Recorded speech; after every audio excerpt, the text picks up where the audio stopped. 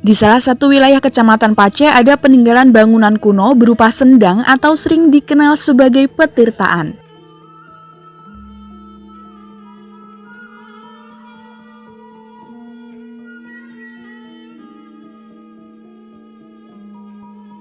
Bangunan petirtaan ini menurut sejarahnya berkaitan adanya Kabupaten Pace. Selain petirtaan, juga didukung bukti-bukti bekas bangunan kuno, yaitu disebut situs Bata Putih yang dulu dijadikan pusat pemerintahan Kabupaten Pace sebagai pendopo.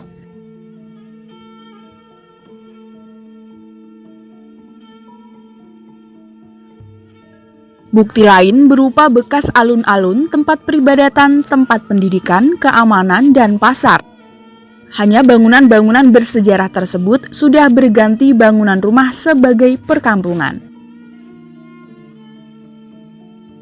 Yang masih tersisa hingga sekarang adalah petirtaan dan pasar. Menurut Aris Trio Effendi, penelusur sejarah Nganjuk, sebagai Bupati Pace pertama adalah Jayawijaya, kemudian dilanjutkan oleh Tumenggung Wirososro atau Hiro Sosro. Kemudian setelah perjanjian Giyanti dan Sepreh 1830, Kabupaten Pace lebur dan bergabung dengan Kabupaten Berbek.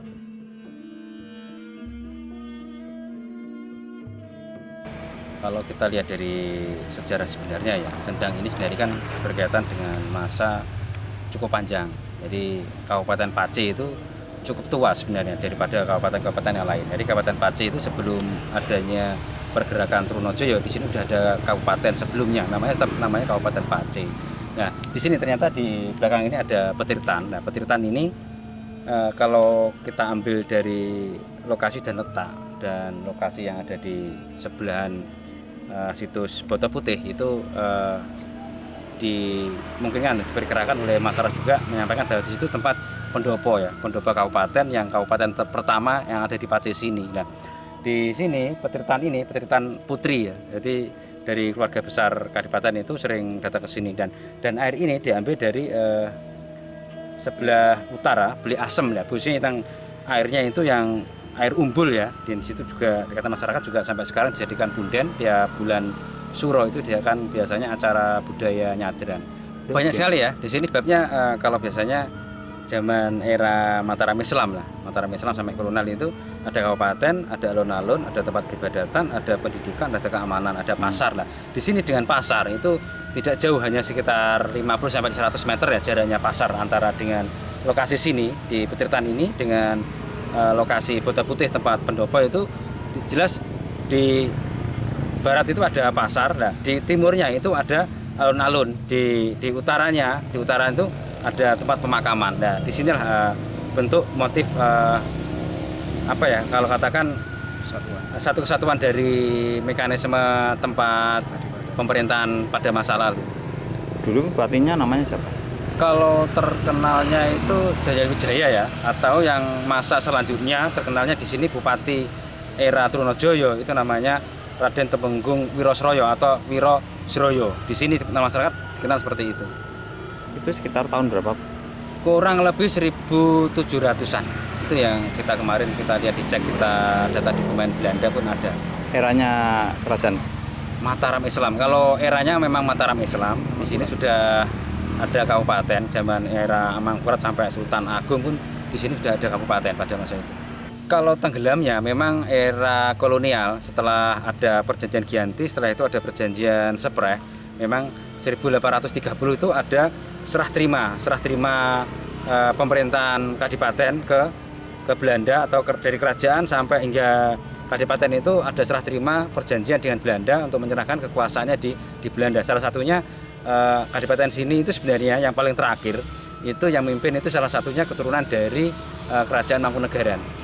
Dan setelah hapusan ini akhirnya Kabupaten Pace ini hilang, tenggelam, dijadikan satu dengan Kabupaten Berbek pada masa itu.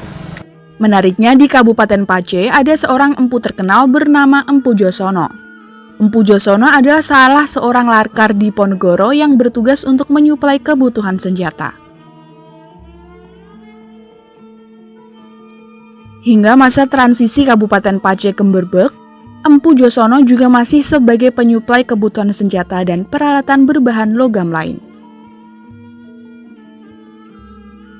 Empu Josono memiliki 4 orang putra, masing-masing Empu Kriyomejo dilahirkan setelah dari Magetan menikah di Berbek.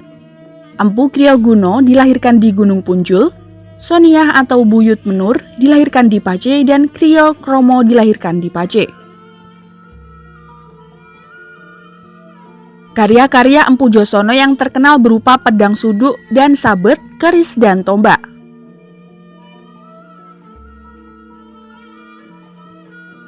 Karakter karya pusaka Empu Josono rata-rata memiliki gestur seperti tangguh Jawa Tengahan. Sebetulnya kalau Empu Josono sendiri itu memang dia setelah Kadipaten Pace ya. Jadi masa transisi dari Kadipaten Pace ke Kadipaten Berbek. Jadi Empu Josono adalah salah satu empu yang berdiam di Pace, dan beliaunya adalah salah satu juga laskar di Ponegoro yang istilahnya menyuplai kebutuhan untuk senjata, terus kebutuhan alat juga pada waktu itu. Nah, Empu Josono sendiri sebetulnya bukan orang Pace. Beliau adalah orang dari Jawa Tengah. Karena merasa terancam dengan Belanda waktu itu, beliau sempat keluar dari lingkup Jawa Tengah, lalu ke Magetan. Setelah ke Magetan beliau ke Berbek, lalu ke Gunung Punjul, baru yang terakhir sampai beliau wafat di Pace. Bisa diceritakan Mas, mungkin ada terah-terahnya Empu Josono yang bisa diingat? Yang ke bawahnya ya? Ya. Yang ke bawahnya setahu saya Empu Josono itu memiliki 4 orang putra. Yang pertama bernama Empu Kriyomejo. Empu Kriyomejo itu dilahirkan waktu beliau setelah dari Magetan, lalu beliau menikah di Berbek dan lahirlah Empu Kriyomejo. Lalu turunan kedua adalah Empu Kriyoguno. Kriyoguno itu beliau dilahirkan kalau tidak salah di Gunung Punjul. Lalu ada Buyut Menur atau Soniah, itu dilahirkan di Pace. Lalu yang terakhir Kriyo Kromo itu juga dilahirkan di Pace. Karya-karya dari Empu Josono itu berupa apa? Ada beberapa pedang suduk, pedang sabet, ada juga berupa keris, dan ada beberapa varian patrep, bahkan tombak juga. Karakter dari karya Empu Josono itu seperti apa? Kalau sepengetahuan saya dari beberapa yang saya dapatkan dari keluarga itu karyanya seperti pusakanya, gesturnya seperti pusaka-pusaka tangguh-tangguh kulonan, seperti Tuban, perpaduan antara pusaka Tuban dan Segaluh. Peninggalannya masih ada? Di keluarga, di sebagian keluarga masih ada yang masih menyimpan pusaka. Terus ada juga yang masih menyimpan paron, terus ublupan, dan ada juga yang masih menyimpan rompi. Kebetulan tidak jauh dari tempat sini. Jumlah koleksinya yang masih tersisa berapa? Kalau koleksi yang dari keluarga itu, saya kalau untuk pastinya tidak bisa memastikan. Masih ada ratusan? Kalau ratusan kemungkinan iya, kemungkinan, tapi tersebar di keluarga-keluarga yang lain. Kalau yang tersebar di daerah lain, karena dulu menurut beberapa sejarawan juga sempat saya tanyakan, Empu Josono juga sering mendapat pesanan dari beberapa wedono-wedono yang ada di area sekitar Pace, Berbek, Nganjuk, Kediri bahkan, dan Magetan juga katanya. Sekarang, sisa karya Empu Josono dan keturunannya masih banyak disimpan oleh sejumlah anak turunnya di Pace, berupa pusaka, paron, ublupan, dan rompi.